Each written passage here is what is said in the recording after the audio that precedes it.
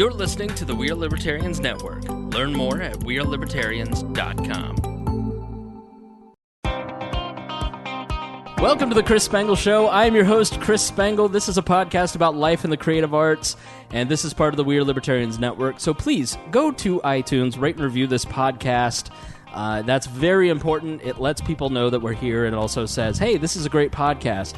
One of the reasons that it is a great podcast is because of my lovely co-host, Emily Sweet. How are you doing? Hi, Chris. I'm well. How are you? We're going to spend a lot of time talking about the film that you are in the middle of making right now. Yes, we are, called Hold Your Breath. Yes, and there's a website, is there not? Yes, www.holdyourbreathmovie.net. All right, and can you introduce our guest today? Because I just met him 10 minutes ago. He seems like a nice fellow, but I don't know anything about him. He's horrible. I'm just kidding. He's the best.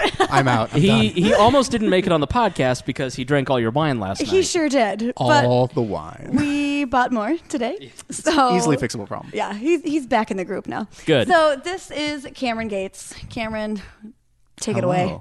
Hi. Thank Welcome. you, Emily. Kameron, what was your role in Hold Your Breath? My role in Hold Your Breath was I was one of the two directors. Me and Tommy Weber co-directed it, and I also did all of the makeup and effects and all the little gore stuff that we had. Okay, and when you say effects, was this a big Hollywood budget movie? Did you have all kinds of like laser beams shooting from the sky? Or there are 0 laser beams in this movie.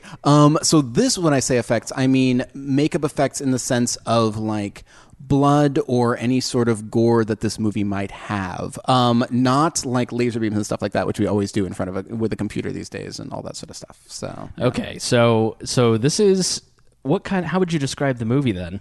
The movie it's a short, a thriller / horror, more of a thriller. It's about a girl who is taking a midnight swim in her pool, and it takes place over Halloween. She gets the scare of her life by a masked man. But it's not a damsel in distress, poor me, blonde girl in the pool. No. There's a lot of twists, a lot of turns, some mental aspects of it. It's so good. Yeah, and you have the bruises to prove it. I sure do. So you have been planning this for how long? I've had the story for a really long time, but I first came to Kameron with it in October, kind of like, this is what I'm doing.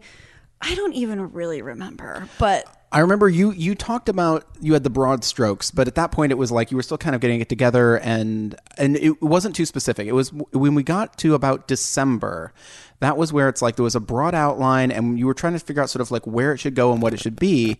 And I knew you talked about what you wanted and what it was, and the thing that sort of stuck out to me was that you had that setup of blonde girl in a pool attacked, and you go back as far as to something like Buffy, and the fun thing is when that doesn't go the way you expect it to go. Mm-hmm.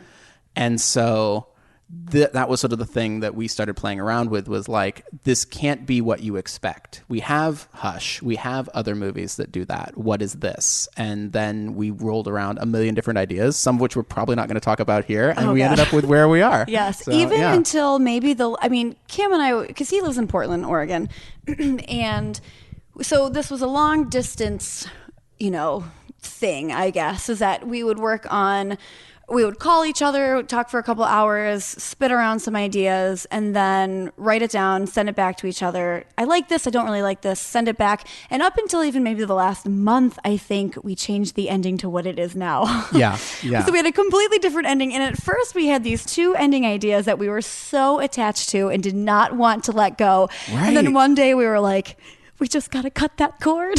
Yeah, because it's where, like with many creative ideas, you start out with, here's kind of our beginning and here's our end, and we're going to figure out some cool stuff to do in the middle. And then we got all the cool stuff in the middle, and we liked that so much more. And then we're like, the ending just felt like it was now tacked on. It was like, it wasn't the thing we had actually built. And Tommy, to his credit, read through what we had and was like, okay, this is great, but why are we here? You should be there. And we went, oh, yeah. Right. So I remember I got off the phone with Kameron. I was like, I'm going to call Tommy real quick and kind of tell him all of our updates. And when I did, Tommy was like, well, I have a thought. What if this happens at the end? And I went, oh, Tommy, I got to call Kameron. Hold on, I got to call Kameron. I'll call you right back. Hang on. Yep. Yeah, very good.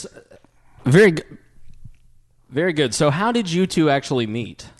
We met on a film that we did at the early fall, which people who've read or listened to your past podcast may know more about.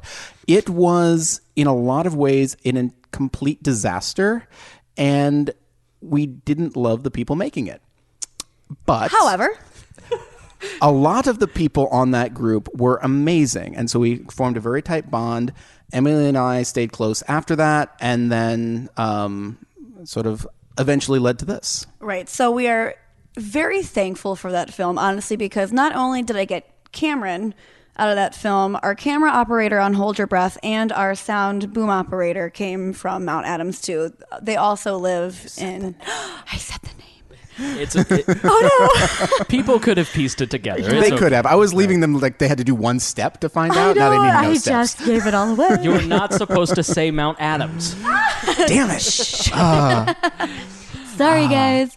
Well, anyway, so, I mean, I'm just so thankful, honestly. I really am thankful for that movie because a lot of us still are very close from that film. And like I said, Cameron, Jordan, and Tim, they all live in Portland and flew down. So very thankful. They're so talented. That's great. So what is your background? My original background is I went to school for computer animation.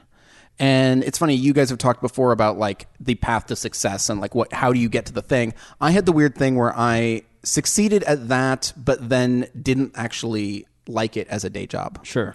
And so then it was like the sort of floundering towards what do I really want to do, since the thing that I was like, that's my target, I'm going to hit that, wasn't. And so I ended up working my way over to doing makeup. And right about that point, I had a short animated film that blew up and got me repped in LA. And so they're like, hey, come back and be an animation director. And I was very confused. And that title is? That title is, I call it Momentum. The official title, if you want to find it online, is A Tale of Momentum and Inertia. It just rolls right off the tongue. It sounds very nerdy. It's less nerdy than that. Oh, that title. All right, here's the title. Call it Momentum. Yeah. Call it Momentum. It's 1 minute long. It won't take up too much of your time. It's fantastic. It really is the coolest. I'm not just saying that. Sure. Even before I really knew Cameron, he was like, oh, I did this thing because he's super humble. I was like, I did this thing, blah, blah, blah. And I was like, oh, I'll watch this thing. And I was like, this thing is so cool. So, yeah. Yeah. And so it's like I had gotten to the point where it was like I had decided that success for me meant I want to enjoy what I'm doing as opposed to I want to hit a target of like I am super successful.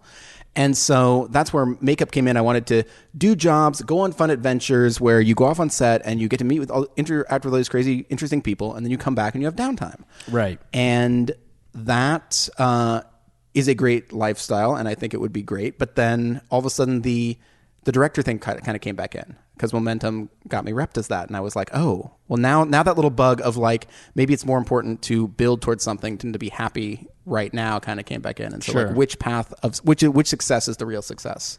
And so I'm trying to do both. So yeah. That's something that I struggle with constantly is the struggle between this is where you're at, be happy in it, versus I'm not going to be happy until I reach my destination. I struggle with that all the time. Right. Yeah. So how did you, Emily? Oh, no, I was just going to say that I think that's a good struggle to have. It always keeps your brain moving. It keeps you motivated. Yeah. Like, I mean, it's great if you are happy and you're content with that, but I always try to, okay, what's next? Yeah. Like, right. This is what I want, so now, okay, how do I get there? There's a strong sense that I'm just not going to be satisfied once I hit the target, and I'm going to, and what problems does that cause, not being satisfied? But right. I think that if you're going to be a successful person, and if you look at successful people, they all have that. What's next? I'm not satisfied where I'm at. I've got to keep moving. Right. That momentum. Yeah. Good. Well, but it's also sort of that thing where it's like the crux that I came to when I had like my goal when I was a kid was I wanted to work for ILM. They did all the Star Wars movies. They did all the sort of special effects stuff. And it was like, but back then it was in the 80s. It was all practical. You built and sculpted Jabba the Hutt, and then you're out there as a puppeteer. You're hanging out with Carrie Fisher. This is great. This is great. Yeah. That's not the job anymore. Yeah. Next thing you know, you're creating Jar Jar Binks. Right. So he did work on Star Wars. I did not touch Jar Jar. I did not. I worked on. You're not under trial here. No. My first job out of college was episode 2, Attack of the Clones. I did pretty much entirely robots shooting at Jedis. I did not touch Jar Jar or Yoda jumping around either. But that was the place I wanted to work, even though now it had become an office job in front of a computer. Sure. And so then it was like the sort of golden handcuffs if you're doing a job that you're getting paid well for, and it's the thing you wanted. And so everybody's saying, "Oh my God, you're so successful! I saw your credit in a movie, and isn't that great?" And there were a lot of times that it was like there were good aspects to it. I don't regret that time, but I didn't like it as I did it. Right. And then figuring out where to go from there and realizing, and this kind of gets back to what you were talking about, if I'm always feeling kind of miserable because I have a million things that I need to do to hit this next level that I feel like I need to get to for success, when is it time to enjoy now and not be unhappy for a future success?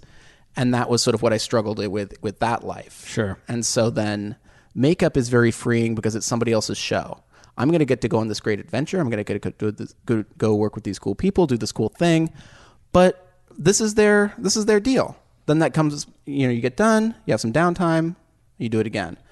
But I still have that bug to be successful in that other way. The problem with creative work and working on other creative works is that it's not your creative work. Exactly. A lot of times is that you're helping other people achieve your dream. Right. So at what point did you go, okay, I'm going to start chasing my own thing?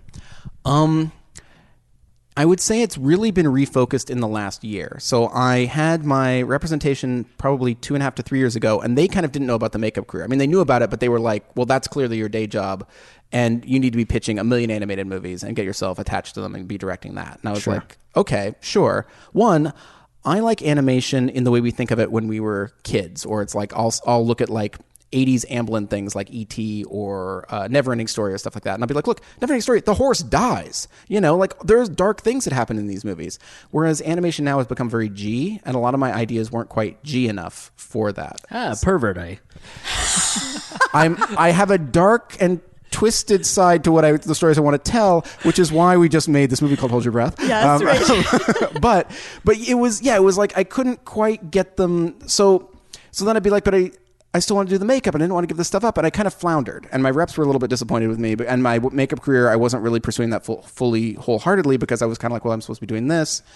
And then kind of what you were saying, I was creatively involved in a few projects where I put in sort of heart and soul into visual design, makeup stuff, and then I didn't feel like they went anywhere that I felt like they could have gone. Sure. And so that problem of I'm a passenger on somebody else's ship, and I really think we should turn the wheel this way, kind of came in. Right. And it's their ship, and wherever it goes or doesn't go, that's their thing. But then I was like, I need to be in control of these things a bit more. Right. So have you figured out at a certain point you have to figure out what you're going to go pro at? Mm-hmm. For me, it's podcasting. This is the thing that I'm investing hundreds of hours over a course of a career to try and get really good at. Right. Have you figured out what that thing is yet?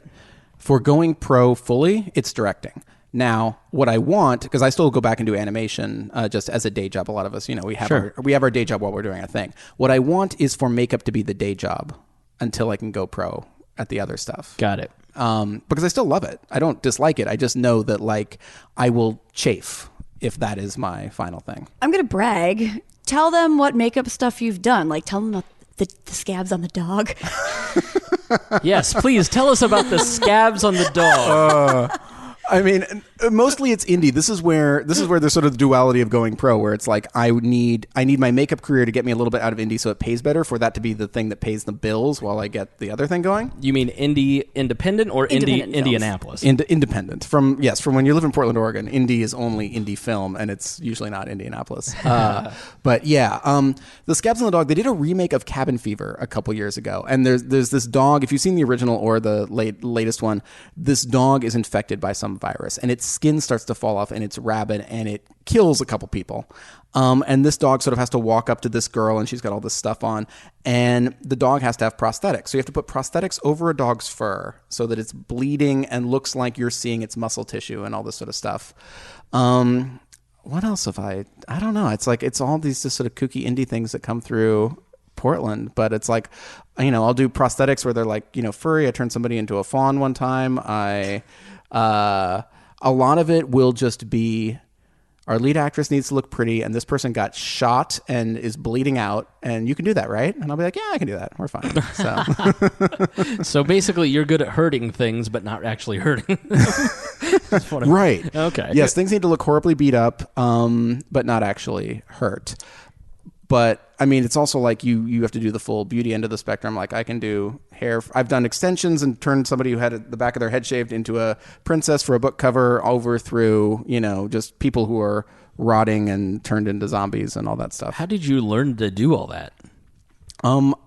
A lot of it worked from my art background. So when I went through school for animation, I still had to have like basic art foundation. Sure. And a lot of it is still color theory. You just have to learn a new toolkit. But I went back to school. There's a program in Portland called Art of Makeup, and I went back through that to learn all of the tools that I needed. And so it was funny because me and a million girls, and they all knew the tools, and they're talking about like, oh yeah, I went to Sephora and I got this thing, and what do you think of this brand? And I'm like, I have no idea what was just said. But then they would get over into like, well, color theory. So it's like, if a zit is red, the opposite of red is green on the color wheel. And so what you counter a zit with? Green. And I'm like, this is like such basic art school stuff. And they're like, what? So it was interesting. Yeah. So Kameron succeeded to make me both very pretty in Hold Your Breath and very terrifying all at the same time. Oh, I can't wait for people to see it. You look amazing and so crazy. I saw a couple of snaps, and you look real gross. Yes, that was the goal. I was like, Kameron, make me as gross as you can. This goes back to when we first met, and it was like nothing really terribly bad happened to Emily on that film. And I just remember we would have these talks where she would be like, Kameron, I just want to be bloody. I just want my face like covered in blood. Yeah. And now... So, here's another thing too. So on that other film, we're out in the woods. We don't have bathrooms to put our makeup on with. We're fighting for our lives. So I barely had no makeup on. I mean, I obviously had makeup on for a little bit, film, but not my usual whatever. No. And I was like, fine, fine, I understand. So yeah, and then nothing, right? I mean, maybe I die, maybe I don't in that movie, but nothing too like gruesome, I guess, happens to me. No. When all these other people had these gruesome things happen, I'm like, when's it going to be my turn? That's true. So this time I was like, Kameron, more blood. I need more blood. Yeah. And that film was like, it's not a film that I would show for like my work on it, but it was really challenging because they didn't have the proper prep for doing effects and stuff like that. Like you can't put some things on at 40 degrees. They will freeze. You can't put things on at 100 degrees. They will melt, And so it's like there were times where it was in the dark, putting prosthetics on people on the top of a mountain with no heat, no electricity, no nothing. And I'm like, I should be getting a medal for this. This is not the way we should be treated. But I bet nobody cared. I bet they had some medals lying around. Oh, shoot, Chris. So when did you come up with the concept for this movie? So here's the funny thing. I never liked, and this is shocking to people that know me, I've never liked horror, gory things until I moved to Indianapolis. Right. My uncle made me watch these things. Like, hey, let's watch a movie. And I didn't want to be like, oh, I'm too scared to watch that. So I would just watch it. And then soon became desensitized and soon was like, I love this. Like, this is amazing.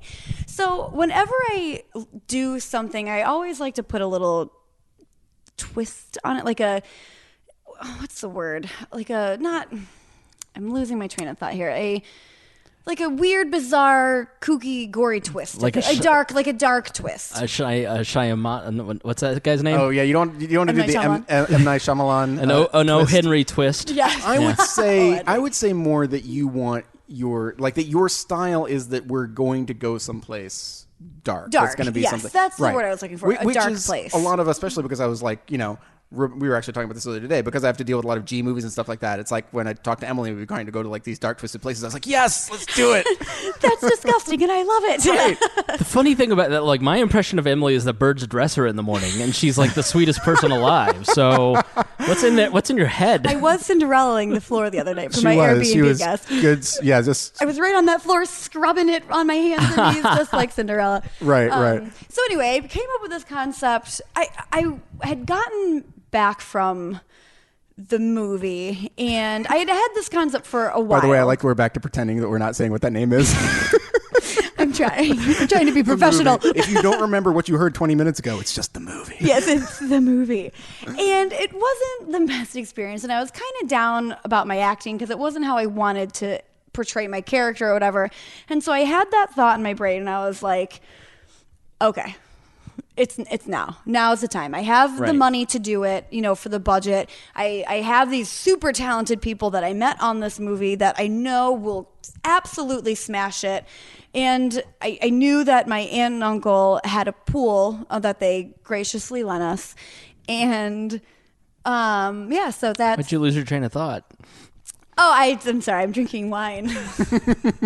So I think it was after. I've had it for a while, but when I came back from Mount Adams, the movie. That's when I decided this needs to happen now. Now, this is the time. Yeah. But when did you conceive of the actual script and story? Oh, the story, again, I just had for a long time. I don't really even remember how it came to be, but I just sometimes, because I've wanted to be an actress my whole life, if I listen to songs, music videos will form in my head. If I lay down at night and I read a horrible news story, I'll kind of take parts of that and make it into something else. And I just happened to have this story about this poor soul in a pool and, whatever.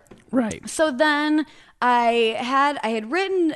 My original script was maybe 3 minutes long. Right. 5 minutes. Short. That's, I think, the first one I saw. That's the first one I sent to Kameron. Here's my idea. What do you think? I want to make this into something, whatever. And he wrote back, I like it. And from there, it just went on and on and on. And that was October. I think around October. I think you first... probably we first started really digging into it. I think it was closer to December, but I knew you were working on it. But back in October, it was like I was just going to come on and do makeup, and then we got to sort of December, and it was like, so I've had this early version, but there's no real blood in it, and it was sort of this thing where it was like we just sort of started talking, almost using that first 3-minute version as the bookends, and then what could we build in the middle? And now with what we have, the middle is what it is, and we threw away the end bookend. Right. You know what I mean? So it completely evolved, but it was like that structure I think you had at the start, and then it was that sort of thing where it's like I would wake up in 3 a.m. and had some weird dream, and it's like, so I'd send Emily a snap, and then the next morning she'd someone back and be like, that's great, but this, and then and then back and forth, right? And honestly, I could not be any happier. Oh my gosh, it's like I could cry. I can't. From looking through, because now Kameron and I are going through the footage and kind of marking down what's usable, what's not, what we like, what we don't like. And everything I'm seeing, and Kameron said this too, it's exactly what was in our heads. That's great. Not just my head, but also Cameron's head. Right. And I just am so happy and so thankful that everyone on that shoot was incredible. They brought their A game. Yeah. It was amazing. I could not have asked for better people to work with. It was cold.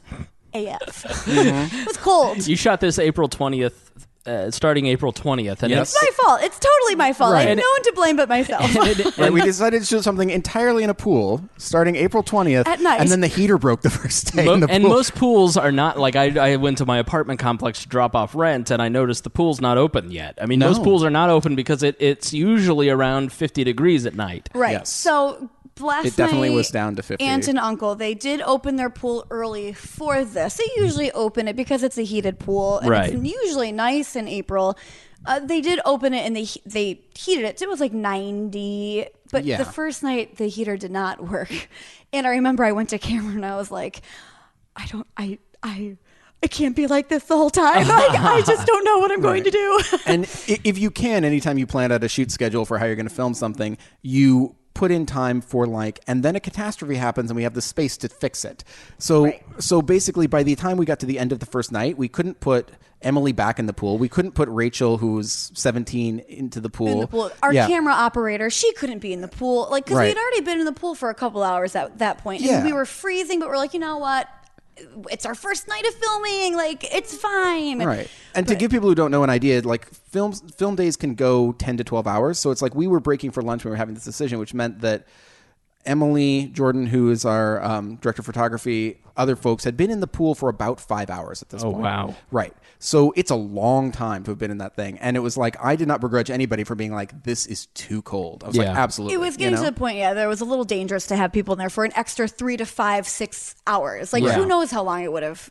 Right. So our very first day of filming, we basically wrapped at lunch. Yeah. And we're hey, we're going to figure this out later. It was at 2 a.m. Yeah. Right.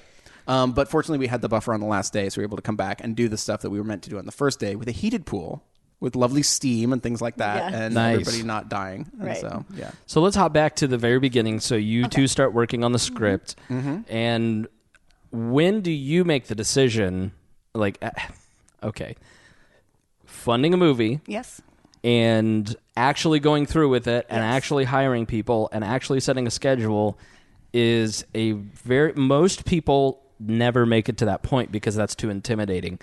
What is the mental gymnastics that you have to go through to break through that? I was just, honestly, this is going to sound really cheesy, and I get that, but I love this story so much. I love the story so much.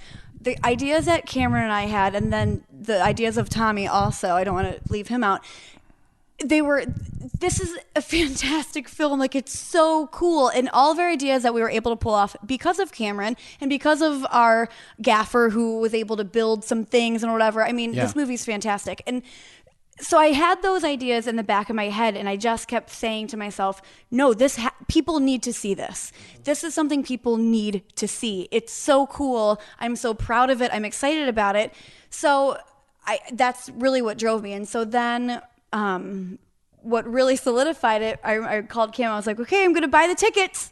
Right. I'm buying the tickets for everyone. Here we go. I'm gonna get them. and something I'll definitely say that was one of the early reasons why I wanted to. One of the reasons I wanted to work with Emily as a creative partner is because we go to these weird dark places, and we're both like, "Yes, I'm glad we're here." As opposed to like, "Where? What? Where are you? Good Lord, come back!" Right. But the other thing is that like there are plenty of people that you work with who do exactly what you're talking about. Yeah. You just have a lot of beers and talk about how it'll be amazing that we're going to do a thing, and then nobody does anything. The specific question I'm asking is, how do you conquer the fear? Because I've done that my whole life. I think the last time we talked about the circus, I was terrified of heights when I joined the circus as a tightrope walker. I didn't tell them that because I knew I wouldn't get the job. It's just something you have to do. I always think about, in the end, it will be fine. I always try to think, okay, let me start over. I'm sorry. I always overcome things by thinking the end result. This is what is going to come from this. Do not let anything stop you. And then you're going to have this fantastic thing. So the circus, it was, number one, you're going to cure your fear of heights. Number two, you're going to have these amazing stories, meet these amazing people, and I did, and I don't regret that at all. And that was the same thing here. It's like, it's a lot of money. It's a lot of faith in people, you know what I mean? That they come through, that they pull through. It's terrifying, but I kind of like that terrifying aspect of it, of this, oh my gosh, what's going to happen? Are we actually going to be able to pull this off? I don't know. Oh my goodness, but it drives you. Yeah. I love it. A trick that I use for myself is when it's still far enough off that it's not fully terrifying yet, you make it something you can't back out of. Yeah. You buy the ticket, Yes. you take the gig, Exactly. and then use your pure terror to make it everything it has to be, because now you Exactly. can't escape, you know? It's so true. Thank you. The reality is that most people get stopped by the fear, and I think that the creative people are special because usually they had chaotic childhoods or chaotic teenage years, and I think that instills in people psychologically a comfort with chaos, a comfort with discomfort. And you've been afraid your whole life, and so therefore you're able to get past that fear. And I've noticed over the last 15 years that when I've gotten up in front of a crowd to speak, whether it's, a crowd of 1,000 people is as terrifying as a crowd of 5 people, because in a room of 5 people, they're this close to you. They're 5 feet from you. They're staring at you, and it's much different than a larger crowd, but at every point when I get up and I stand up and I'm ready to perform and I'm ready to step up on stage, or we're doing a live show for We Are Libertarians, that fear, the closest that I can, if you've ever done karaoke and you're walking up to the stage and you feel that rush of terror that you're going to be judged and that you're going to fail, that becomes addictive. And that is something that I think a lot of creative people have to, it's why people are creative or they're not. Most people are creative. They just never get past that moment of fear and never let that drive you. If I'm doing karaoke and I am terrified to step up on stage, as I always am, every time I stand up to give a speech, I'm terrified. I hate public speaking because I dwell on it for days. I overthink it. I get up and I just use that fear, and it becomes proof of performance. It becomes one of those things that I did it last time, and so I can do it again. Yeah, right. And so you have confidence. Confidence, for most people, is arrogance in their mind. It's Kanye West. But confidence is proven performance. It's that, I can do it because I did it last time. And so for you, getting up on a tightrope and going, I did it I did that. I can do this. Right. Taking those little chances. I mean, the Willindas was not a little chance, but right. Well, also another thing. So I know that I can do this. Like, I knew I could do this. Whether people were like, "Oh, cute, you're making a movie," or you know what I mean, whatever. I knew what it was going to be. I had the vision. I knew with the talents of everyone else that I could do it. Also, I knew what Kameron could do from just working with him prior on the other movie, just like makeup-wise and effects-wise and whatever.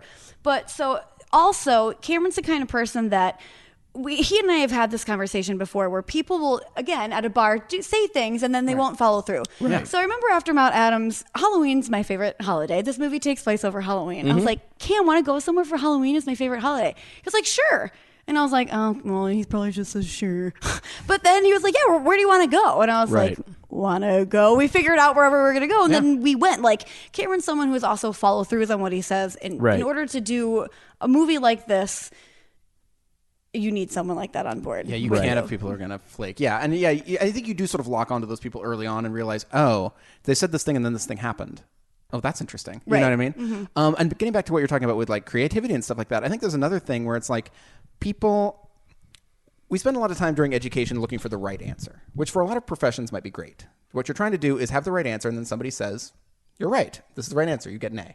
And you get that, and it sort of kind of comes into almost like the reality shows, like the judging thing. Like, I think I'm really talented at singing. We're going to put you up in 5 judges, and they're going to tell you if you're good or you're bad or all that sort of stuff. Whereas really, there's the fear of, I'm going to take this idea that's mine, and I'm going to give it to the world. I'm going to say, this is me. This is my thing. Right. And the world sometimes might be like, we don't like your thing. But you have to do that and then do it again and then do it again. Yeah. And that also is scary. Even if everything is perfect with this, you still have that thing of like, you have to then take it and sort of throw it out there and let it swim. There will be people that hate this. Of course. They'll be like, this is too weird and disturbing. I don't like this. Taste is subjective. But then that's what I'm good. Oh, good. It is disturbing. Oh, it is weird. That's exactly what I wanted. That's fine too. If someone's like, no, not for me. I don't like it. Good. I've reached what I wanted to reach with this film. Right. Yeah. But in that, you have to be okay with the idea that a lot of people are going to say, no, that was the wrong answer. That was not correct. Yeah. That's not what, and just be like, no. This is my thing. Yeah. Like it, And this is kind of still on the same topic, but a little off. But there was a lot of times Kameron and Tommy and I would be like, well, we don't want to spoon feed the audience. Yeah. So I think sometimes people might be like, wait a second, what? But we're like, no, people will understand what this is, and this is the choice. This is how we're going to show this. This is what we're going to do. Right. We don't want to spoon feed you because that's too easy. Like, think a little bit. Right. And so people might not like that too, and that might be the quote unquote wrong answer. But for us, we're like, yep. And I do feel, if nothing else, like sometimes you see little indie things, and it's a lot of very slow thinking about stuff. Sure. This is not that. You will be excited while you're watching this. Even if you get to the end and you're like, "Oh my god, I hated that." Right. Like you what? It's going to move quickly. Well, that's the beginner's curse. The beginner's curse is that you don't know how to edit yourself. And because every precious little moment, right? Everything. And you want to I've prepared 18 hours of material, so we're going to have an 18-hour podcast, right? And one of the things that I'm not good at, especially on our podcast, is editing myself, and we go a little too long, but we just get so into the discussion that you hope that people follow through on that, right? So so with this, so there's also a little curve with short films is that you have to tell a story within a 15 to 30 minute period. I mean, a short can be anywhere from 15 seconds to 45 minutes, I think is that's like a short. Technically the boundaries of it. Yeah. Right. Yeah. And it also depends on different film festivals. There's certain ones where it's like if you can't fit a slot and they're going to put 7 of about the same length things together, then they might overlook it even if they love it just because, it doesn't fit the way we're blocking everything. Right. So yeah. So we have to tell this story. It does move fast. It's very quick because it's a short, right? And so we have to make sure we get all these points across, which sometimes short films fail to do. It's like, what? How did that happen like that? Because I don't understand why that happened all of a sudden. Right. Because there's not enough time to tell that tale. But our goal then with this, so what we will do after this is done in film festivals and it premieres at Flix Brewhouse and we'll have DVD copies is to make it into a feature. And after the feature is, in that feature will be maybe more character development, more backstory. But we did a damn good job of telling a complete story within a 15 to 30 minute period. And I'm really proud about that. Yeah, me too. Yeah. Yay. Cheers.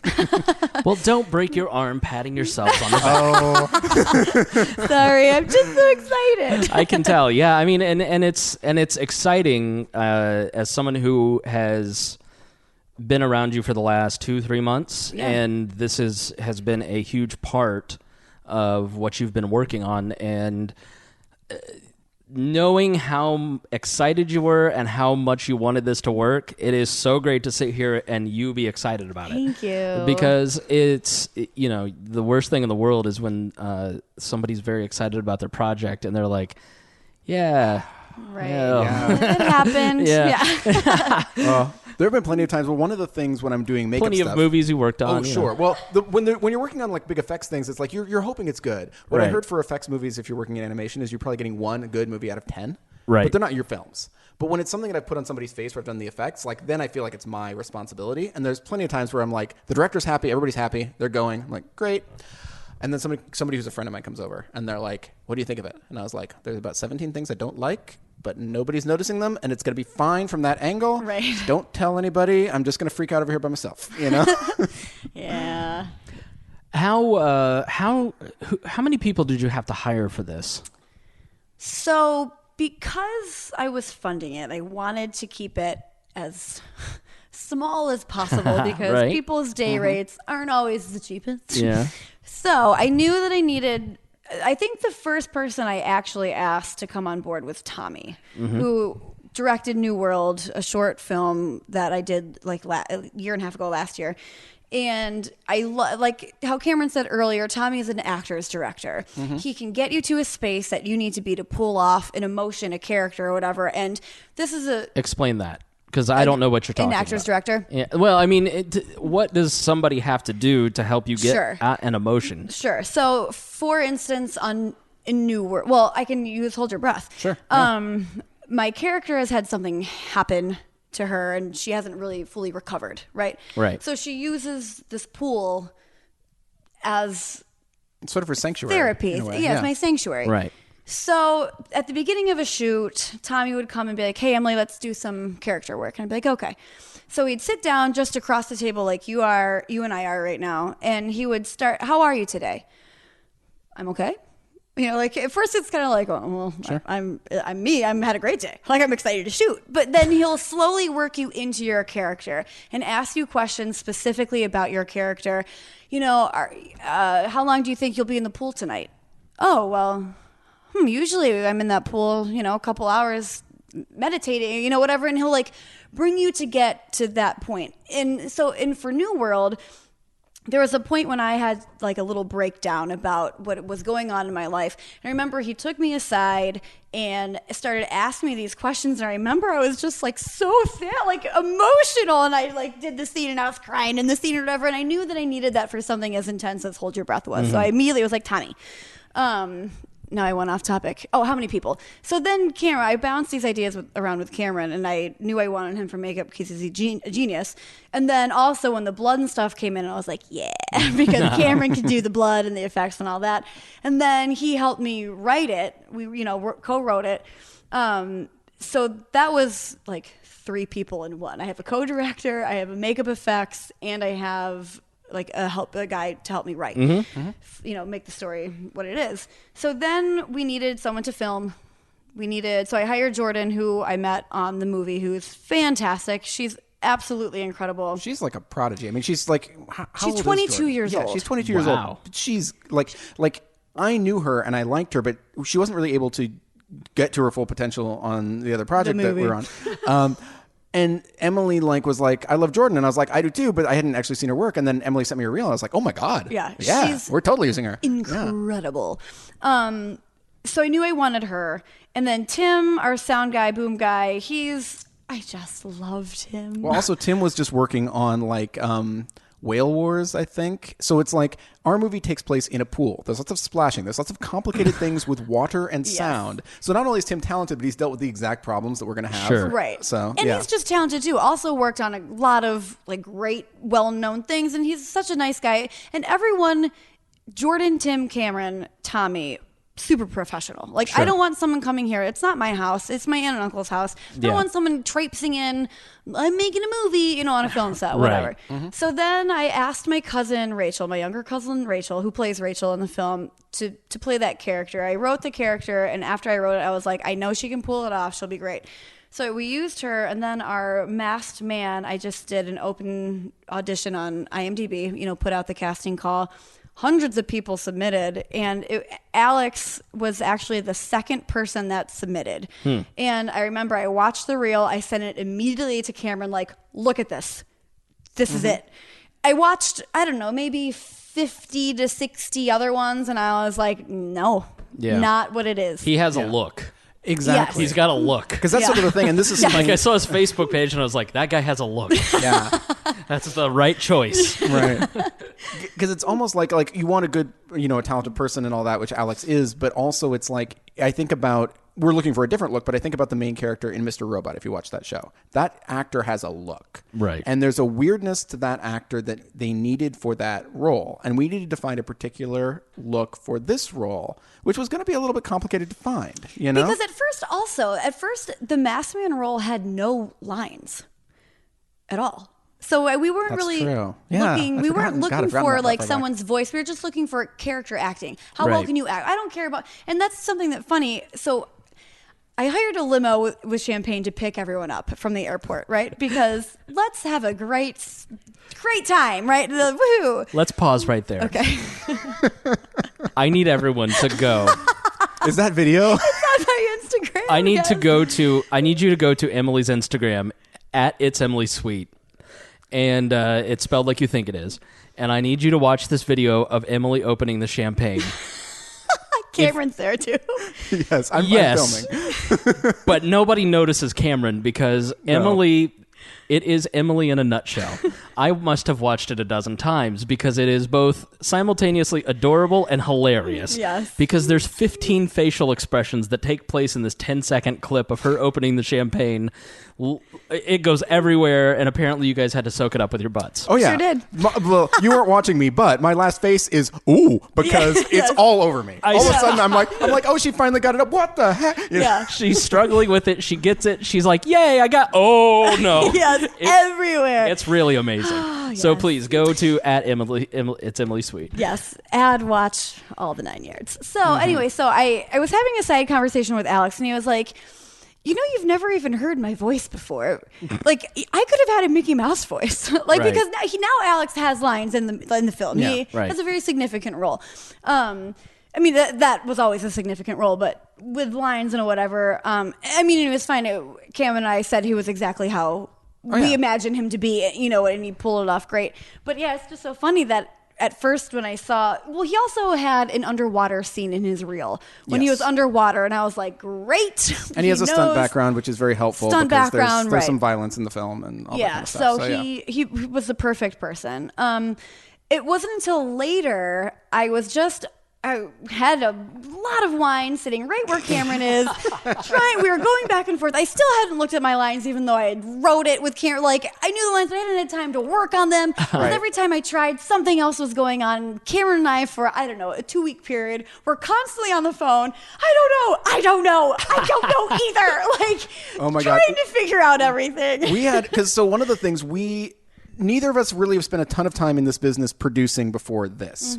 So we were sort of like... It's my first time. I just shown up and acted and right. then left. Yeah. So we were sort of like, in terms of the solving the problems, boots on the ground sort of thing, we were just trying to sort of like co-produce it in the sense of like, this ship can't sink. Right. Like we put too much into it. We care too much. It cannot sink. Figure So it you're out. going into it with that mindset of like, this cannot fail. But every day for about 2 weeks, it was a new thing where I'm like, oh my God. Oh my God. I would have a short snap exchange with Emily, and immediately, as soon as we were done, I'd say a prayer. I love you so much. I love you so much. I could just, because having, like earlier in the month, earlier in April, you're like, hey, I love it. And then by that last week, you're like, I don't know how I'm ever going to make it. I'm drinking every day. Oh my God, the stock in wine must have just shot up because I bought I don't know how many bottles. I was like, hey, we're all going out to the comedy show. If you want to come out and eat sushi. She's like, I have to stay home. People are coming in. I have to clean my house. I have to clean. I need to finish. Right. So, how did you, because we never really got into it, like leading up to it, and I'll jump back to where we were heading, like while we're on the subject, how do you deal with the panic situations? Because there were several, and we don't have to get into what they were, but there were several moments, especially in like the couple weeks leading up, where things didn't go the way that you thought, and people flaked, or this or that happened. I mean, how do you deal with that kind of stuff? I mean, wow. I probably didn't handle it as well. Now that this has happened, I think I know how I would handle it the next time if something like this happens. Sure. I by no means did I ever get drunk, but I definitely would have a glass of wine. Sure. And I would call Cameron. Cameron was my backbone in this whole thing, honest to God. I would call him in a complete panic, crying, screaming, yelling, whatever. And Cameron would be like, okay, we'll figure it out. We'll figure it out. I got through it, obviously. I just had to keep thinking the end result. End result. It will be fine. We have no other choice but to figure it out. So what are we going to do? Yeah. Even down to the point of, can I tell the contact story? Yeah. That's not going to give anything away. Okay. Yeah. I had ordered these specific effects contacts. A couple weeks in advance. Long enough, you'd have thought. Long enough, you would have thought. So I finally was able to track it, and I was like, oh, it comes on the last day. So I completely switched the schedule. The schedule was never the same from day to day. It was never. Like we had worked it out, like we're going to shoot this first day, second day, third day, fourth day, fifth day, sixth day. Every single day I would wake up, something would explode, and it would be like, well, now the fourth day is the third day, and the third day is the whatever. And within it, every day you have less cards you can move, right? Yeah. And so we're about halfway through, and Emily's like, we're going to get the things on the last day. And I was like, well. Okay, let's switch this. All right, this goes here, this goes there. We're shooting on the last day. Boom, you can use your contacts. Yep. Woohoo, get to use the contacts. Right. So then I forgot that we're filming nights into mornings. Right. So our last day is not the 26th. Our last night is the 25th into the morning of the 26th. Right. And I was like, the contacts. We need to use the contacts. So we wrapped, and the contacts arrived at the front door. Yeah, right as soon as we finished filming, guess what showed up at my front door? The contacts. Yeah. So instead, I was like, well, the idea with the contacts was too good. I was like, Cam, we have to do something to manipulate the contacts. So I just took red food coloring and would just bing. In your eye? Bing right into my eyes. Did it hurt? No. Did it work? Yeah. I look creepy as fuck. No, it totally did what we wanted. I mean, it's different. It's different than what we'd have gotten if we used the contacts. It's a different look, for sure. But it totally works. I'm very happy with it. I have no regrets that we ended up with that versus the contacts. But that was, I would say, probably the one thing. Everything else that made us rearrange the schedule, all these sort of things, it worked out. Like we were able to jump those hurdles. The contacts were the one thing where it was just like, well, it's actually a day late. That was a minor totally hurdle. minor. That was like the littlest hurdle. That doesn't sink the ship. The other things, like some of the other things, would have sank the ship. Yes. So, yeah. And I think that you probably thought you were freaking out, but like in the little moments that we talked, I was like, she's good. Oh, like, thank you. It seemed, you were panicked, but you'll get this figured out. And there are plenty of people that, anytime you just face one of those situations, like people, I think in life, this is a life lesson. You go, well, I'm fucked. Well, but if you just start reaching out and, if you're a resourceful person, then you can find what you need. That was the thing. It was like, well, this is still happening no matter what. Right. So I'll figure it out. Like, we figure it out all A, B, C. Okay, here's D. Well, we'll figure that out too. And I feel like this was another thing. I mean, I'm very glad that we sync up creatively, but also as this production stuff, it worked out very well where it's like Emily is extremely efficient. She can get a ton of things done in a day. Like, and so she was around. She had like all the neighborhood. We had to put Halloween decorations on a neighborhood of people we didn't know. All this sort of stuff. Like all that stuff was like happening way faster than I could have done it. And then fortunately for me, it's like, if I get this, like, your entire shoot is going to get canceled if you don't solve this problem, it's like my emotion just sort of like floats into my toes. It's not there anymore. And so I can be like, oh, well, let me think of 10 things. But I can't think of 10 things. And so it's like all this stuff would get done because of Emily. And then when there was a freak out moment, it was like I would be calm. And I was like, okay. And then we'd solve that. And then we'd go back. And so it was like it really felt like a very good sort of tennis match tag team back and forth. And I think that goes back to proof of performance. You just, at a certain point, especially next time, like you said, next time I know how to react and I know that it will be okay. Right. I know the hurdles we need to do and what not to do and where to go and where not to go and all of that. Yeah. And I don't think either of us even ever wanted to produce. It was just simply that was a hurdle we had to jump to make the thing. I wanted to direct and I wanted to do the gore and you wanted to be in it and you wanted to write. And I knew like it wouldn't happen if I didn't have the money. Like, who else is going to have the money for like... Right. Oh, exactly. So I knew like, okay, well, that is a producing title. Like, I guess if I'm going to hire... Like, this is my story. I got to hire all these people. Okay, then this is the role that I have. And it's different and I've never done it before. But okay, so to jump back, I do want to give everyone credit on the film. I don't want to run out of time. So I know you were saying, who did you hire? And I do want to give everyone credit. One of the nights that I was panicked, not learning my lines, I think it was the night that you wanted me to go to the comedy show. I was drinking my wine. A stunt coordinator, his name is Malik, had happened to post his stunt reel on a indie page that I have, a filmmaking page that I have. And I quickly looked at it and I was like, this could be good. Yeah. That was a great thing you did, bringing that in. Yeah. Right. So I wrote to him. He lived in Canada. And I was like, I don't know about flights. Flights might be too expensive. I'm already $2,000 over budget. Like, I don't know if I can do this, but what's your day rate? What do you want? And it just so happened that he was like, well, I want this, and that's all I need. And I was like, so I called Kameron. I was like, okay, this is what he wants. Do we do it? Do we not? Do we do it? Do we not? And we were like, let's do it. And he was a great help for our fight scene. He was, yeah. And, giving shout outs, somebody that like, so when I was jumping into like some of these production hurdles, and it's not my job at all, it was like I have this production friend of mine, Alyssa Rarenbeck, and she was like helping me solve these problems. And I was like, all the stuff that we were dealing with, I was like, she produces all the time. And then she basically was like, well, I used to work in indie. And I'm like, what? And so we needed a gaffer. We had lost the people we thought we were going to have. We needed a gaffer. And she like called 5 people. Electricity, we need a gaffer. Yeah. So all of a sudden it was like, a gaffer does what? Head electrician. Yeah, so gaffer is like, it's basically the person who handles lighting and electricity. So all the lights in film and making sure that the power works. That can either mean we're going to drop stuff into water and we don't want people to get electrocuted, or we're going to put a ton of lights into the circuitry of a house and we don't want the house to just like go out. Emily messaged me. She's like, I need a gaffer. Do you know a gaffer? I was like, let me Google gaffer first. Yeah, right. But within 45 minutes, it was like all of a sudden we had this gaffer. John, how do you pronounce John's last name? Whackham. Yeah. So we had John, and he was, not only was he a gaffer, but we learned he knew set construction, all this sort of stuff, so he was able to build all those things. He had a jib for us too, though. A jib is a crane that we were looking, like he was a 6-deal package or something. That's awesome. He was a complete godsend, and if I hadn't been like getting help from people in Portland being like, guys, I'm almost underwater, help me out, we would never found him and all that. Yeah. My manager is Paula and Sarah Goldstein. Oh, I'm sorry, Lenny Goldstein and Sarah Goldstein. They came down and helped with BTS behind the scenes photos, with First AC, with continuity. Their friends, David and Alejandro, my friends, David and Alejandro, they came down and, took some promo photos for us. Morgan, Morgan was great. Yeah, Morgan was great. She came in as our assistant camera person. You call him AC on set, but oh my gosh. I mean, my aunt and uncle's neighbor who let us use their house to film, the community of Arden, and, close to Broad Ripple, who let us use their house. I mean, Miss Laura Phillips, who let us borrow her Halloween decorations. I mean, there's just so many people that went into this film. But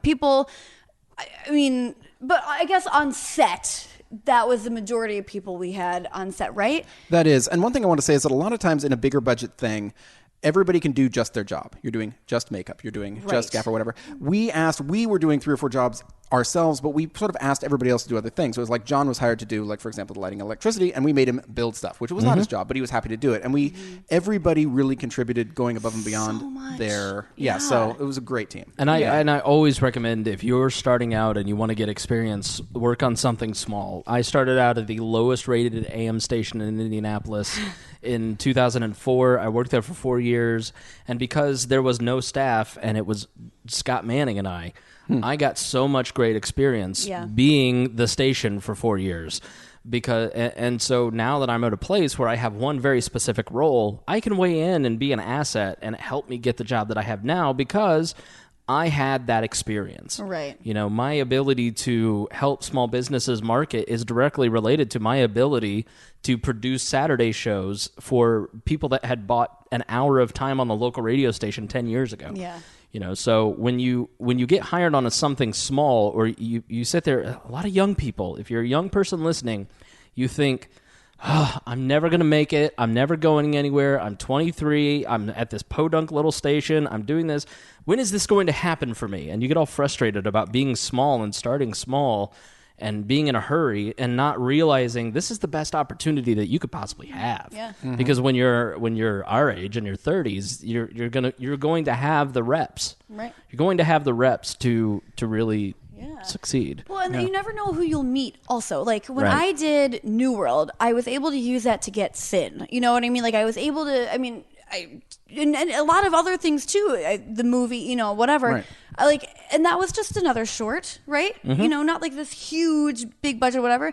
I did Mount Adams. I met Kameron. I met Jordan. I met Tim. I met all these other friends. You just never know who you're going to meet and how they can help you. Like Tony, Tony is the creator of Sin, the TV show that I'm on. She cast me. She wrote it. She's doing 1,000 hats for that. She lent us a lot of equipment. Like She did. I Amazing. cannot thank her enough for everything that she's done. But because that I know her, if I didn't know her, we would have, oh my God, we would have been maybe $5,000 over budget, like with everything that we need. Like, she helped us out so much. And so you always want to be thankful. You always want to be humble. You always want to be appreciative of what people can bring to the table. Yeah. John, his lights, his experience of gaffing, his building, his, you know what I mean? All these people just...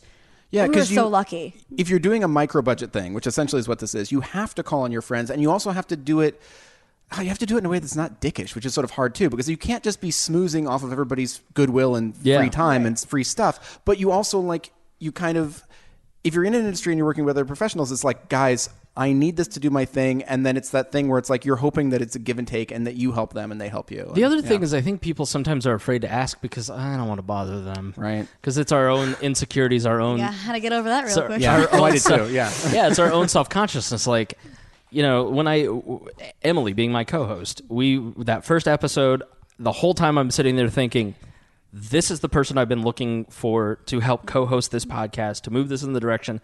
She is exactly what I was looking for. Thank you. Yeah, and so afterwards I'm sitting there and I'm take a beat and I'm just staring at her and I'm like, man, I don't know her and I don't really want to bother her with this podcast and like I don't Yeah, but then you did and I was like, yeah, I would love to. Exactly. And like, so the first week she's like, I put it on my Instagram. I'm like, oh, thank God she actually wants to do this and I'm not bothering her. not at all. Yeah. And so sometimes you think like, I'm going to bother somebody with my project. But a lot of times they're going, this is so much fun. This is exactly what I want to do. This is, you know, this is going to give me an experience or skills or a credit or whatever. And so you can't be insecure if you're going to be in the creative industry. Yeah, no, it's true. And I know like there were times that we ended up sorting out a lot of the stuff a different way, but it's like there was a time when I was looking around Portland just talking to everybody about like, I need pieces of gear. And I sort of, you know, because we had to solve this problem, we had to solve it right away, I couldn't be shy about it. And I couldn't be like, I don't know. So I just like sending all these messages. And I was extremely grateful for the amount of people that wrote back and were like, anything I have. Absolutely. Yeah. You know? And that sort of thing, you do form these bonds by being in the trenches with these people. And, you know, it's very... Let me amend my statement. Everybody is completely insecure, especially in the creative industry. You just have to learn how to manage that. Yeah. Yes, absolutely. And get over it. Right, yeah. Oh, man. What was I going to say after that? I don't remember. Never mind. We'll wait. TikTok, TikTok. No, so you pick everybody up at the airport, and the day has finally arrived. You were very excited. Christmas morning. Yeah. Christmas morning. So Cam came in the day before everyone else. just because he was in the thick of it with me for the majority of everyone, of course, is in the thick of it, right? But he was there. And so it just made the most sense to be like, okay, before everyone comes in, let's go through all of these lists and make sure everything's here before everyone comes in. Right. But I remember waking up that day and being like, it's Christmas morning, Cameron, shaking him. It's here. It's finally here. Like, so excited. And so then also, you know, I've arrived on set. People pick me up from the airport. It's been fine, you know, whatever. Yeah. I arrive on set, but I was like, no. So Kameron and I own Darling Studios, which is producing this, you know, based out of here in Indianapolis and then also in Portland, Oregon. We have a couple of other ideas that we're doing after Hold Your Breath and whatever. But I was like, this is how I want to run things. This is how I want everyone to know they're appreciated. I want it to be fun. I want it to be calm and cool and relaxed. A limo with champagne to toast to like a great thing that we have here. You know what I mean? That's like how I want to run things. Yeah. I feel like I don't, you know what I mean? Why not? I don't know. So yes, I picked everyone. I don't know where you're going with that, but I wanted to. So we picked everyone up in the limo, which is where we had an incident with the champagne.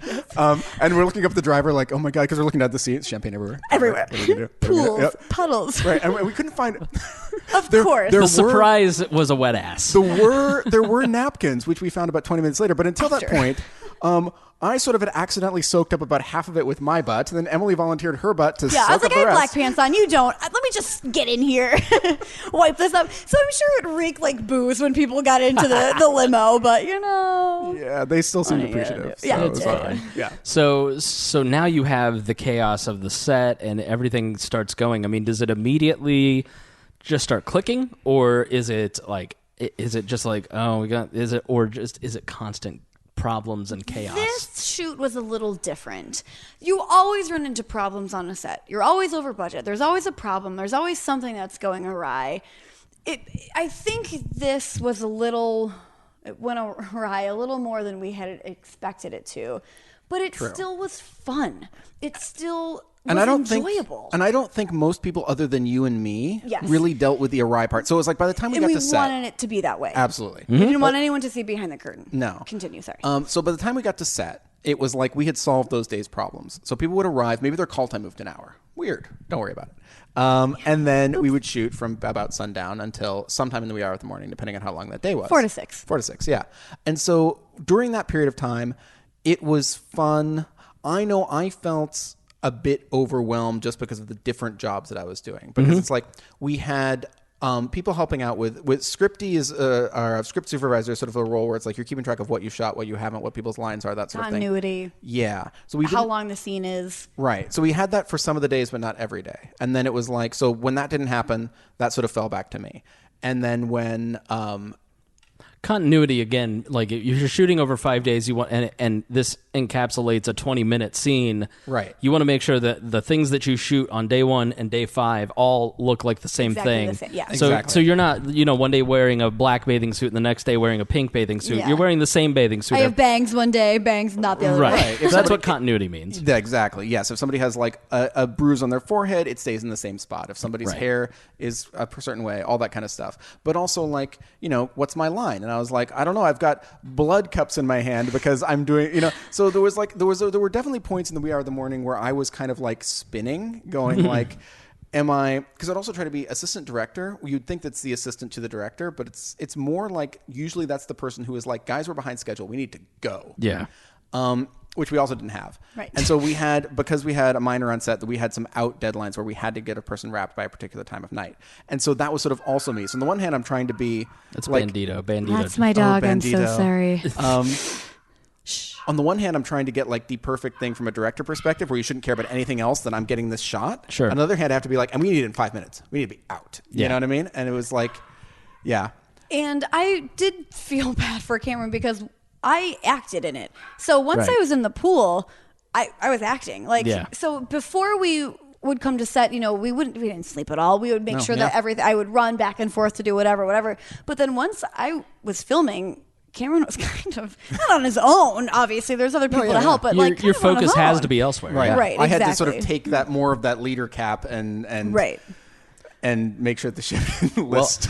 I had Thank you, Cameron. I had a friend's daughter that was in the movie, and so I I didn't bother you, but so I was like, tell me everything. But I just said, how's everything going? And she goes, it was amazing. It was so much fun. We showed up. They were so well prepared. Emily is like the best boss ever. She's just a field general directing people around. And so, the people who showed up on set, I think were, at least this person was impressed with what she did. She was great. Her daughter was great. We were thankful. So I'm going to say Jennifer, she also then reached out to her friends because we needed people, trick-or-treaters, right, for this neighborhood scene. And I was like, sometimes in hard to April, get. right. Yeah. So thank you, led me to Jennifer and her daughter Mia. And then Jennifer reached out to her friends to get more kids, and I'm super appreciative of that too, that I didn't have to put out a whole brand new casting call for kids. Like, she took it upon herself to be like, no, I got a lot of acting friends, like, no problem. So Jennifer, if you're listening, thank you so much. Is Miranda going to make a cameo? Oh, she and Joey made a cameo. In one of those things where we had to call her at the last minute and say, you need to come about 2 hours earlier. And she did, like, on a dime, was right Seriously? there. She did. Miranda, I know. Miranda of Thank you, Miranda's Miranda, World. I love you. Miranda Barnett showed up 2 hours early and on time. Yes. Well, to be fair, How much of this have you had? hey, Because we're not talking about the same Miranda. Miranda and I were supposed to have a podcast 3 times the last 2 weeks. well, I will Never say, heard a word. I will say, as the person who only met Miranda for this one time, we had a contingency in case Miranda did not show up. However, I arrived on set. Miranda showed up, and we said, you stand here. She did exactly what we needed. Thank you, Miranda. Yes. I believe in you. So, what ended up happening was I called my friend Desmond and was like, Des, we've had oh my God, this freak thing happened. We have to shoot now 2 hours ahead of time. I told Miranda and Joey, they said they're going to try to do it. I don't know if they can. I need you to come. And so, I whipped up this Halloween costume that I had. You know what I mean? I was like, I'm gonna come on set with you. But we had to cheat it so you didn't know it was me. You know what I mean? Sure. But then Miranda The star of the and Joey, film is going to be in the background. the far background. Right. So we had to make sure that. And you I'm not couldn't going to tell it was say me. what Miranda was dressed as, but Awesome. it was there was a snap, and I laughed so hard at it. And she sent out a snap of you and her together, and it just said, "Thank you for letting me be a hoe in your movie XOXO." I wouldn't have had it any other way, Miranda. And I would say very the funny. prelim to that thing was probably as close as I ever got to losing it, because there was a point when Emily called me, and I just remember just sort of being like all this stuff, and it's like normally it was like I was supposed to be the calm one, Right. I was, but not that day. I called and I was like, I can't be calm anymore. You have to be calm on my behalf. Okay, so filming wraps, and now you have. I mean, people probably don't understand. How many hours of footage would you say you have? Oh, God. Well, we shot 10 to 12 hours a day. Wow. Right. So it's like, and so I can't give the answer on how much hours of footage we have, but I can say that we have close to 2 terabytes of footage. Okay, and that's a lot of footage. That's a lot. And so what Emily and I are doing right now is we're just kind of going through all of them. Some of them are takes that just completely don't work. Some are things where it's like, we like this section, but we don't like this section, and just sort of cataloging it all. Yes. Now, again, bigger productions, that's all done as you shoot it. But Sure. we, with our small team, and also with Emily being in the pool, it's like there would be key scenes where we'd make sure that Emily got to see it before we moved on. Yeah. But for the most part, it's like we have to go find our selects is like the take that we like out Right. of all of it. We had to go find that now after we're So done. literally, we were sitting at the computer table. I have my notebook. Okay, this is scene 5A, take 1. We like second 33 to second 35. We don't like anything else. Sure. We would watch the whole 5-minute clip. We don't like anything in that. Right. We would like seconds here to here, not here. Oh, but this could work. This is an alternate. Oh, but we like this, so that is now the alternate, and we like this better. I mean, it Right. takes forever. It takes forever. And how long do you think that process is going to take total? Well, I mean, we're being a bit lazy about it because we worked so hard last week, but I feel like we'll have that done over the course of this week. Sure. And that's just cataloging. You're not really into editing yet, but just cataloging stuff because it is only, it is still a short film. I think we'll be able to get that done this week. Yeah. Oh, for sure. Yeah. And then once you get to editing, then you take all those and you hand it off to somebody, and they're going to edit, and that's... Cameron is also taking on the editor position. Yeah. Here's something else, too, though, is that at first I was like, no, I want it to stay here. I need to see it being edited. I want to make sure. But Cameron has proven time after time that we have the same mind of how we want this to look. So he's going to do he's taking it back to Portland. after this week or whatever. Gonna put a rough edit together, show it to me. We'll make our notes, whatever. But so Kameron is editing, but then it's like, okay, then you have to edit. Then you got to put sound. Then you got to color correct. Then you got to do this. Yeah, so there's a lot of steps before it's done. Jordan, who was our director of photography, is going to do the color correction for us. And color correction is like, you might shoot things different nights, different times, and maybe something's going to end up a little bit more blue or a little bit more red, and they kind of bring it all into line. It's the same thing as continuity that we discussed earlier. Yes. It is. It's continuity with with sort of a sparkle of and for prettiness. This, Because you'll for the listeners, you shoot something flat and then you go in and you just, to be very simplistic, you adjust the levels of brightness, of contrast, of hue, of all these different things. So, and you make it all the same. Yeah. But pretty. Right. But Kameron has the extra job of, there should have been blood there. There's not. How are we going to fix that problem? Yeah. Right. So we probably are, sort of partially because we kind of lost all of our padding in our schedule on the first day when we wrapped at noon. 2 o'clock a.m.? 2 a.m. Mm-hmm. Not noon. I wish noon. Wrapped at midday, our day. There may be a few pickups that we need, as few as possible, and we'll figure it out. But yeah, it is sort of that thing where it's like, we were down to the wire getting everything we needed. Explain pickup. So pickups are almost every major motion picture you have, you'll hear about pickups, which is basically they shot everything they thought they needed. They went through the editing process, and then they realized, we need this little scene, that little scene, this other thing. And so it's part of the standard filmmaking process that you go back and you pick those up later, as opposed to trying to shoot enough that you made sure you got every possible contingency before you edit it. So but how would you do that if, are you going to have your uncle get in the pool with you with a handy cam? I mean, how would you have to fly everyone back? boy. And it would depend on like most of the stuff that we've identified right now. It's close-ups, and so it's like it could be cheated. It could be cheated. So you look at like what's the minimal thing you'd need. So it's like if they're just inserts of a close-up of this object or somebody's eyes, then we need Jordan because she ran the camera, and we need me because I'm pointing at what we need, and we need Emily if it's her eyes, for example. But that's all we would need. So we would have a smaller crew. Now, if somebody says a line, that hasn't come up yet, but then we need Tim. And so it's like it sort of could expand, but you try to keep it as small as possible. Sure. Yeah, Tim was our sound guy. And so, but outside of that, it's taking all the pieces we have and putting them together. And there's going to be a little bit of compositing. We're going to pull in some digital stuff, but I want to keep that so minimal. So minimal. There's a soapbox here for anybody who's into film. You go online, you find all of this, like use practical effects versus digital effects. Because I've used digital effects, I'm very much use practical whenever you can. It looks better. So it does. Yeah. So then I'm also like, okay, well, if we have to do these pickups, well, we might as well just then write down everything that we would like to do and have people come back and actually do it. Yeah. Right. But if we don't have to, great. But if we have to, then I think that there's right now 2 or 3 things that we probably need, but they could keep the crew very micro, and we wouldn't need everybody. Yep, exactly. But then I might end up doing 2 versions of the edit. One that's like, here's the best version with everything we've got, and one where there's a drawing. Sure. Here's what we could do if we put this here, and then we'll see. Yeah. Your animated storyboards have been, usually people just like, here's a picture, but because Kameron has an animator background, animated these beautiful storyboards. They look amazing. Yeah. This is also a thing where my OCD got a little bit away from me because like I didn't have because we ended up doing all of this producing stuff. I didn't have the time to do storyboards that I expected to have. So when I started out, I was so meticulous. And then it gets down to a sphere with eyes kind of looking this way and just an arrow. Like the degradation. Like if you see the opening sequence, it's like Emily is practically, this drawing of Emily is practically walking into the pool. Yeah, and then we get to later and it's just sort of like a circle and a pointing thing. It's like, but it works and you get it. So if he adds that in at one of the edits, great. We'll know what he It'll means. be back to the prettier version. I'll have time.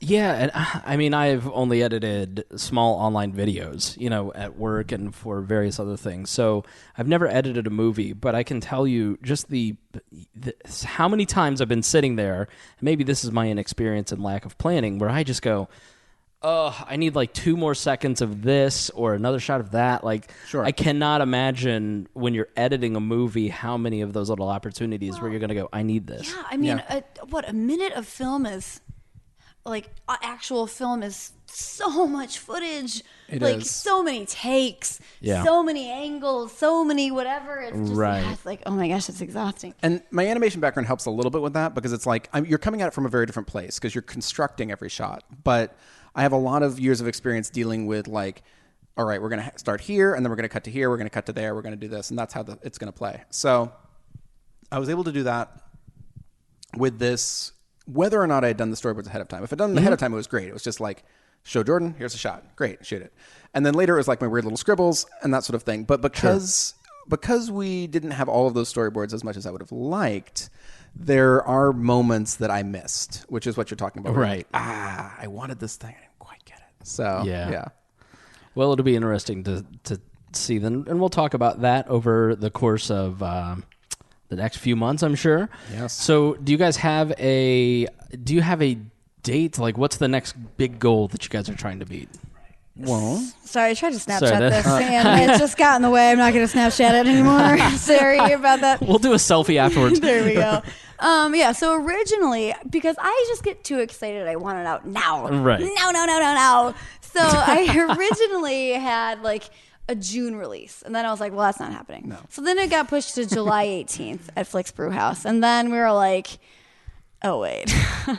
It does take place over Halloween. Sure. yeah. Maybe we take the time we should take to edit, to put the music to it, to color correct, to promote.